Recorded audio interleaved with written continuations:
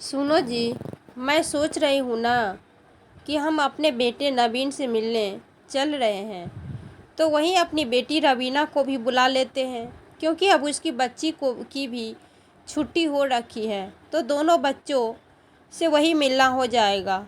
अब दोनों भाई बहन एक ही शहर में रहते हैं, तो फिर क्यों बेटी को इधर बुलाकर परेशान करना, वो भी अपने भाई भाभी से मिल लेगी। सुमित्रा जी ने अपने पति रामकिशन जी से कहा, तो रामकिशन जी बोले, हाँ भाग्यवान, बात तो तुम सही कह रही हो, दोनों बच्चों से वहीं मिलना हो जाएगा। मैं ज़रा नवीन को फ़ोन करके बता देता हूँ कि हम लोग आ रहे हैं। हाँ ठीक है जी, कहते हुए सुमित्रा जी रसोई घर में चली गई और इधर रामकिशन जी ने अपने बेटे नवीन को फ़ोन किया, तो उधर से तेज संगीत के बजने की आवाज़ आ रही थी। कई लोगों के ठहाके की भी आवाज़ आ रही थी। तो रामकिशन जी को लगा कि उन्होंने गलत समय पर कॉल कर दिया। बेटा, लगता है कि तुम ज़्यादा व्यस्त हो, बाद में फ़ोन करता हूँ, रामकिशन जी ने कहा।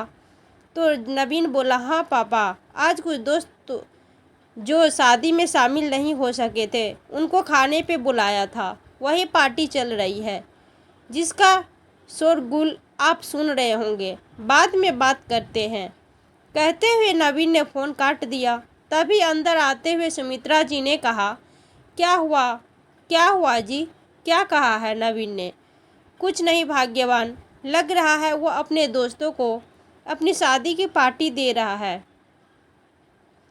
इसलिए बात नहीं हो पाई, कल बात करते हैं। तुम तो अपने चलने की तैयारी करो, परसों हमें चलना भी है। हाँ जी, वो तो ठीक है, लेकिन पहले बेटे से तो बात हो जाने दो, कहीं हम सारी तैयारी कर ले और बेटे के पास कहीं समय ही ना हो।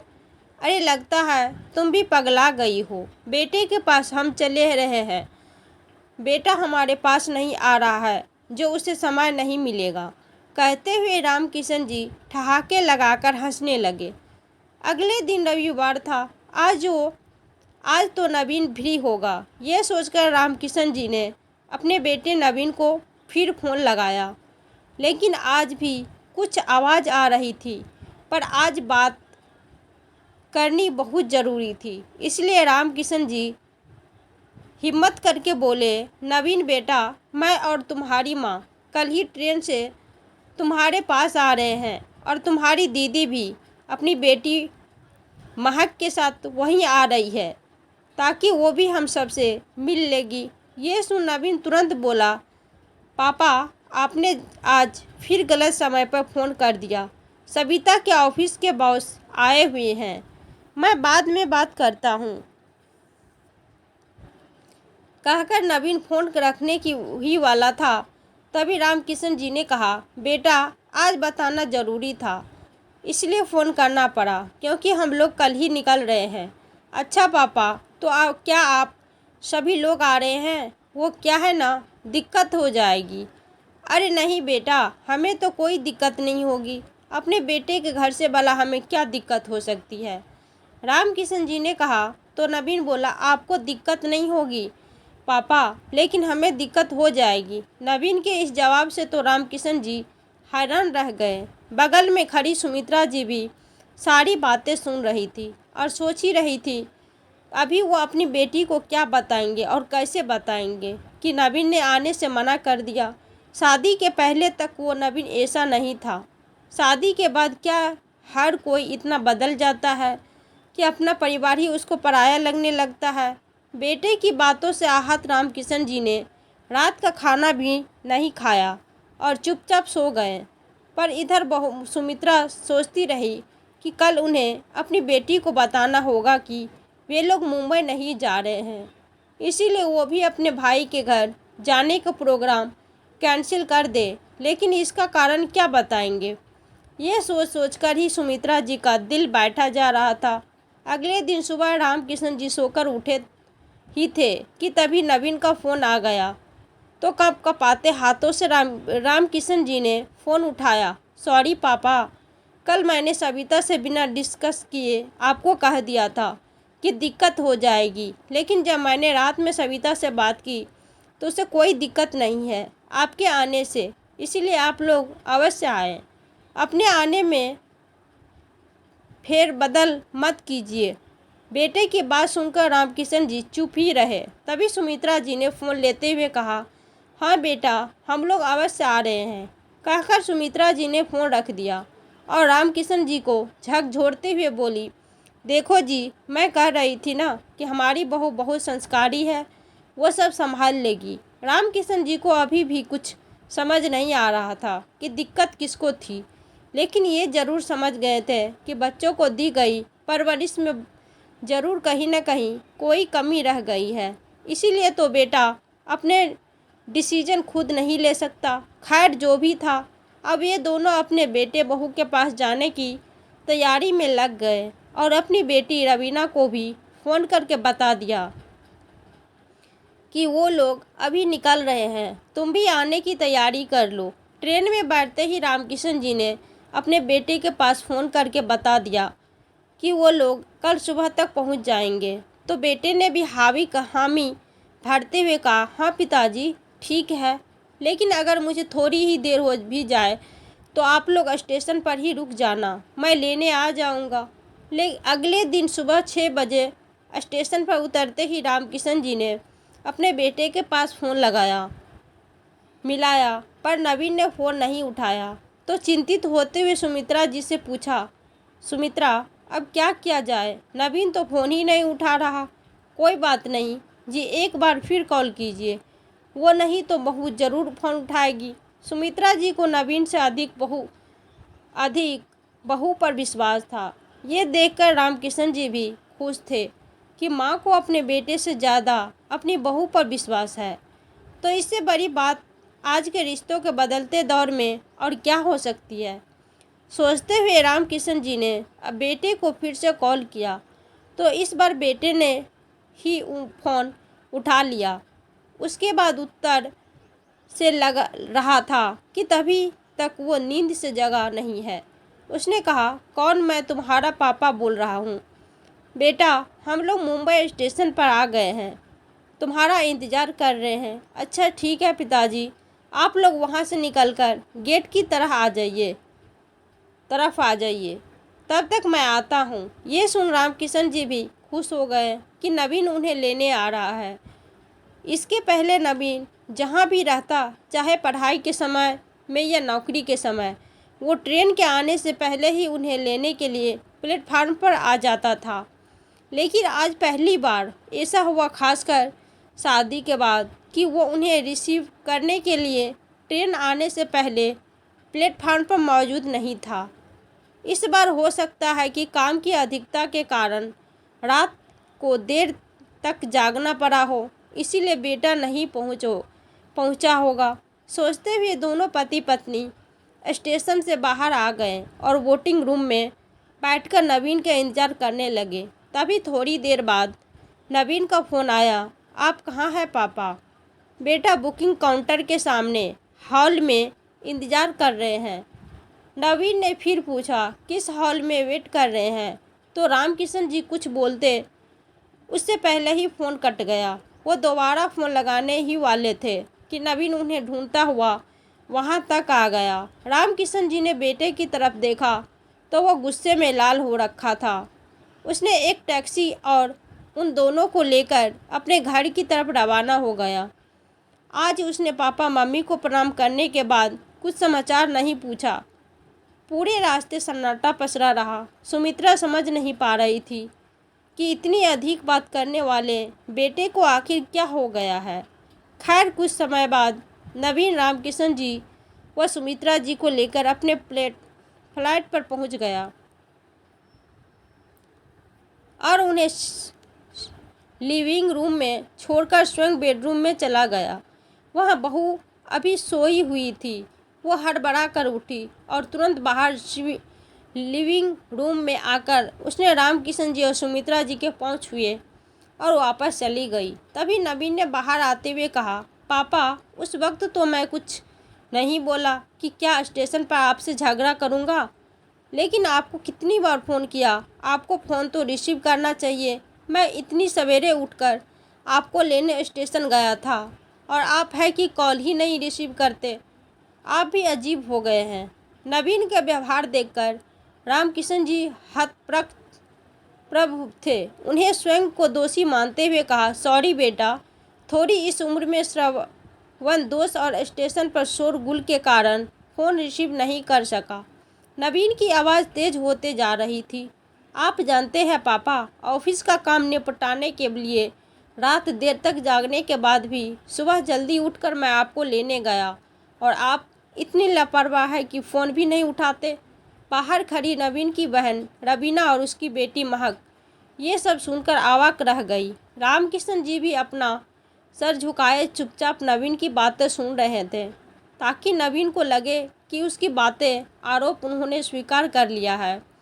ये ज़रूरी भी था, क्योंकि वो भी नहीं चाहते थे कि नई नई बहू के सामने कोई भी तमाशा हो। लेकिन नवीन ने अपने माता पिता पर ज़ोर ज़ोर से चिल्लाकर अपनी पत्नी सविता के सामने बेटे और बाप के रिश्तों की कलाई जरूर खोल दी थी। जिस माता पिता को बेटा ही सम्मान नहीं देता, वो उसे बहू क्या सम्मान देगी। सुमित्रा जी ने देखा कि उनकी बहू भी कमरे में पर्दे के पीछे खड़ी होकर सारा दृश्य देख रही थी। तभी अचानक डोरबेल बजी। लगता है रवीना आ गई है, सोचते हुए सुमित्रा जी ने जाकर दरवाज़ा खोला तो सामने अपनी बेटी और नाती को देखकर बहुत खुश हो गई। रवीना ने भी ये जाहिर नहीं होने दिया कि उन्होंने उनकी सारी बातें सुन ली है। वो भी खुशी खुशी घर के अंदर आ गई। थोड़ी देर बाद सविता ने चाय बनाकर उन तीनों को बाहर हाल में ही दे दी और जल्दी जल्दी तैयार होकर एक साथ दोनों पति पत्नी अपने ऑफिस के लिए निकल गए। जाते समय नवीन ने कह दिया कि माँ, दीदी, आप लोग खाना खा लीजिएगा, मेड खाना बनाकर जाएगी। सविता ने उसे ज़रूरी निर्देश दे दिए हैं। बोलते हुए वो घर से बाहर निकल गया। पूरे दिन भर रामकिशन जी व सुमित्रा जी अपने बेटे की कही बातें भूलकर बेटी और नाती के साथ खुशी खुशी दिन बिताया। शाम को जब सब लोग एक साथ खाना खाने बैठे तो नवीन ने अपनी भांजी महक से कहा, देखो महक, खाना बचा चबा चबा कर खाया करो। ज़्यादा देर तक चबा चबा कर खाने से गुस्सा भी कम आता है। इतने में महक बोल उठी, मामू, मुझे लगता है इस शिक्षा की ज़रूरत तो आपको अधिक है। आपने सवेरे सवेरे नाना जी के साथ ठीक से बिहेव नहीं किया। Learn to behave yourself then teach others, कहकर वो बिना खाना खाए ही वहाँ से उठ गई। तभी रवीना ने अपनी बेटी को डांटते हुए कहा, महक, बड़ों से ऐसी बातें करते हैं क्या? मम्मा, पहले बड़ों को समझाओ, फिर मुझे बताना। कहते हुए महक तेज़ी से अपने कमरे में चली गई और ज़ोर से दरवाज़ा बंद कर दिया। भैया, मैं अपनी बेटी की तरफ से आपसे माफ़ी मांगती हूँ, रवीना ने नवीन की तरफ देखते हुए कहा। तो नवीन कुछ नहीं बोला और चुपचाप उठकर बिना खाना खाए ही अपने कमरे में चला गया। कल रात के बाद आज सुबह से ही वातावरण तनावग्रस्त था। सविता ने रामकिशन जी को चाय लाकर दी। रात में उसके और नवीन के बीच क्या हुआ किसी को नहीं मालूम था, परंतु कुछ तो ऐसा हुआ था जिसकी प्रतिछाया उन दोनों के चेहरे पर सुबह भी दिख रही थी। सविता नवीन को भी चाय देकर चली गई, लेकिन नवीन ने आज चाय नहीं पी। चाय वैसे ही रखी थी। थोड़ी देर बाद सविता बाथरूम से निकलने के बाद तेज स्पीड से तैयार हुई और जाकर डाइनिंग टेबल पर बैठ गई। तो नवीन ने ही किचन से नाश्ता लाकर सविता के सामने टेबल पर रख दिया। बेटे का बहू के लिए नाश्ता लगाकर टेबल पर रखना रामकिशन जी को कुछ अजीब लग रहा था। वो कुछ कहते इससे पहले ही सुमित्रा जी ने उन्हें इशारों से चुप ही रहने के लिए कहा। सविता नाश्ता करने के बाद चुपचाप अपने ऑफिस के लिए निकल गई। नवीन भी ठीक उसके पीछे निकल गया, लेकिन थोड़ी देर बाद ही नवीन वापस लौट आया। उसके चेहरे पर तनाव के भाव स्पष्ट झलक रहे थे। वो आते ही शुरू हो गया, देखिए, आप लोगों को सुनने में तो कुछ अजीब ज़रूर लगेगा, लेकिन इतना शोरगुल वाला माहौल मेरे लिए ठीक नहीं लग रहा है। टीवी का लगातार ऊंचे वॉल्यूम पर चलना, दीदी और महक का जोर जोर से आपस में बोलना मुझसे बर्दाश्त नहीं होता। भाई के मुंह से ऐसी बातें सुनकर रवीना की आंखों में आंसू आ गए। वो रोते हुए बोली, भैया, अगर मेरे व्यवहार से तुम्हें तकलीफ हो रही है तो मैं माफ़ी मांगती हूँ। मेरी बच्ची थोड़ी लाउड बोलती मैं भी उससे बात करती हूँ या डांटती हूँ तो वो थोड़ी लाउड हो जाती है। इसके लिए मुझे माफ़ कर दो। रामकिशन जी पूजा पाठ कर रहे थे, उनसे रहा नहीं गया। वो पूजा के बीच में ही उठ गए। उनकी आदत हमेशा सुनने की ही रही है। वे दूसरे की बातें पहले अच्छी तरह सुनते हैं, उसके बाद ही अपनी प्रतिक्रिया जाहिर करते हैं ताकि विरोध और विवाद शांत हो जाए। लेकिन जब भी पानी सर से ऊपर निकल जाए तो इस तरह से फट पड़ते हैं जैसे भूचाल आ गया हो। आज भी वो भरडा गए। देखो नवीन, जब से हम लोग आए हैं मैं देख रहा हूँ कि तुम असहज हो गए हो, किसी को कुछ भी बोल देते हो। अगर मुझसे कुछ कहोगे तो मैं बर्दाश्त कर लूँगी, लेकिन अगर अपनी माँ और बहन की इज्जत नहीं करोगे तो मैं इसे कतई बर्दाश्त नहीं कर सकता। मेरी बेटी मेरे कहने से यहाँ आई है, उसके दिल को दुखाने वाला कोई भी बात कहना मुझे मेरा अपमान लग रहा है। तुम्हें क्या लग रहा है कि तुम खुद ही यहाँ तक पहुँच गए हो? तुम्हें बनाने में और यहाँ तक पहुँचाने में परिवार के हर सदस्य का योगदान है।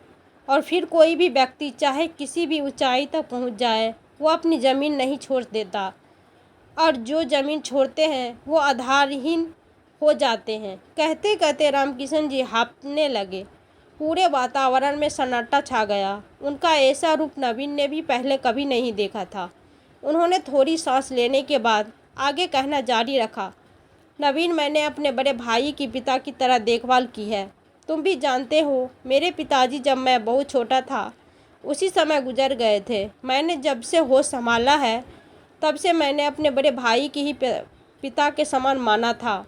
तुम्हारी दादी मरने तक मेरे पास ही रही, ये तो तुमने भी देखा होगा।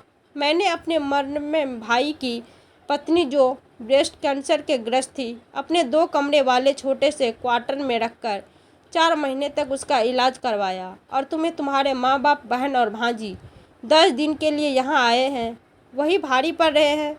मैं जानता हूँ कि तुम ये सब अपनी नई पत्नी के ऊपर अपना इम्प्रेशन और रुतबा दिखाने के लिए कर रहे हो, और शायद उसे प्रभावित करने के लिए भी, लेकिन इससे तुम्हारा रुतबा बढ़ेगा नहीं बल्कि उस नज़रों में और भी गिर जाएगा। वो भी यहाँ नहीं है, इसीलिए तुम्हें मैं ये हिदायत दे रहा हूँ ताकि तुम अपने आप को अपनी पत्नी के सामने मेरे द्वारा अपमानित हुआ ना समझो। पिता की बात सुनकर नवीन इकलाते हुए बोला, आप लोग जो भी कहे, लेकिन मैं ये मानता हूँ कि मैं आज जो भी कुछ हूँ वो मेरी व्यक्तिगत उपलब्धियाँ हैं। इतना कहकर नवीन बिना किसी का कुछ कहे सुने अपने कमरे में जाकर सो गया। आज वो ड्यूटी पर भी नहीं गया और खाना भी नहीं खाया। शाम की करीब 4 बजे नवीन खुद ही उठा। उसने बाथरूम में काफ़ी देर तक स्नान किया, जैसे अपने शरीर पर आए हुए गुस्से की परत को धोकर प्रचलित कर देना चाहता हो। थोड़ी देर बाद रामकिशन जी ने उसे नीचे जाते हुए देखा। उसने अपनी बाइक निकाली और बाहर निकल पड़ा। कभी कभी तनाव में लोग लंबी ड्राइव के लिए निकल जाते हैं ताकि तनाव थोड़ा कम हो जाए। रामकिशन जी या सुमित्रा जी से उसने कोई बातचीत नहीं की। वो तो बस एक तरफ से अपराजित अतिथि बने हुए थे जो दिनों तो को गिन गिन कर निकाल रहे थे। रात के करीब 8 बजे नवीन और सविता दोनों ने घर में प्रवेश किया। नवीन के हाथ में एक बड़ा सा डब्बा था, साथ में एक पॉलीथीन बैग भी। आते ही वो डब्बा उसने महक के हाथों में थमा दिया, पॉलीथीन का पैकेट अपनी माँ के हाथों में दे दिया और अपने पिताजी के पास बैठते हुए बोला, आज सुबह के बिहेव के लिए मुझे माफ़ कर दीजिएगा पापा। कहते कहते उसका गला भर आया। उसने रामकिशन जी का हाथ अपने सर पर रखते हुए कहा, पिताजी, जब मैं तनाव में रहता था तो आप मेरे बाल सहलाया करते थे, क्या आज मेरे बाल नहीं सहलाएंगे? ये सुन रामकिशन जी की आंखों में आंसू छलक आए। तभी नवीन ने कहा, पापा, आज सुबह आपने मुझे तो कुछ भी नहीं सुनाया, वो मुझे बहुत अच्छा लगा था, लेकिन माँ, तुमने मुझे क्यों नहीं डांटा? तुम बचपन में मुझे डांट देती थी तो मेरे सारे गलत काम सही हो जाते थे। उसने देखा कि सारे लोग चुप हैं। उसने फिर कहना जारी रखा, और दीदी तुम मेरे कहने पर सिर्फ टेस्ट में बहाने लगी। जब मैं छोटा था तो मेरी गलतियों पर कितना डांटती थी। बोलती थी कि माँ से शिकायत कर दूंगी। हालांकि माँ से कभी तुमने मेरी शिकायत नहीं की, लेकिन तुम्हारी इस तरह के धमकी से मैं सीधा होकर रास्ते पर आ जाता था। आज तुमने भी मुझे बदला हुआ समझ लिया, थोड़ा सा भी नहीं डांटा और खुद रोने लगी। आज अगर पापा नहीं डांटते तो मुझे कोई डांटने वाला था ही नहीं। ऐसे क्या मैं इतना बड़ा हो गया कि तुम मुझे कुछ कह भी नहीं सकते। कहते हुए नवीन की आंखों से झरझर आंसू बहने लगे। तभी पीछे से किसी के उसकी शर्ट खींची। नवीन ने पीछे मुड़कर देखा तो महक रो रही थी। आई एम सॉरी मामू, मुझे माफ़ कर दीजिए। मुझे कल रात को ऐसे नहीं बोलना चाहिए था। तो नवीन ने उसे अपने गले से लगा लिया। कोई बात नहीं बेटा, कभी कभी छोटे भी बड़ों को बहुत कुछ सिखा जाते हैं। तभी नवीन ने फिर से कहा, माँ पापा मैं कितना भी बड़ा हो जाऊँ लेकिन आप लोगों के लिए हमेशा छोटा ही रहूँगा। मेरी गलती पर आप लोग मुझे झिझकती डांट लगा सकते हैं। नवीन बोल ही रहा था, तभी दरवाजे की बेल बजी तो सविता ने जाकर दरवाज़ा खोला तो आदमी एक बड़ा सा कार्टून लेकर अंदर आए। इसमें क्या है बेटा? सुमित्रा जी ने कहा। तो सविता बोली, माँ जी इसमें एसी है, रात को आप लोगों को भी गर्मी लगती होगी इसलिए एक एसी और ख़रीद लिया। अरे बेटा इसकी क्या ज़रूरत थी, हम तो 5-10 दिन ही रहेंगे, क्यों 10 दिन के लिए इतने पैसे बर्बाद किए हैं। नहीं माँ जी 10 दिन नहीं, अब आप हमेशा ही हमारे साथ रहोगे। जब आपके बेटे बहू यहाँ पर है तो आप लोग गांव में क्या करोगे? सुमित्रा जी कुछ कहती उससे पहले ही नवीन ने कहा, नहीं माँ अब कुछ और नहीं, आज से आप हमारे साथ ही रहोगे। और दीदी तुम भी अब महक की छुट्टियां हमारे पास ही बिताओगी। भाई के मुंह से ये सुन रवीना की आंखों में भी खुशी के आंसू छलक आए। इधर रामकिशन जी और सुमित्रा जी भी अपने बेटे के बदले हुए व्यवहार को देखकर बहुत खुश हो रहे थे। आज सबके मन से के गिले शिकवे दूर हो चुके थे। तो दोस्तों आपको ये कहानी कैसी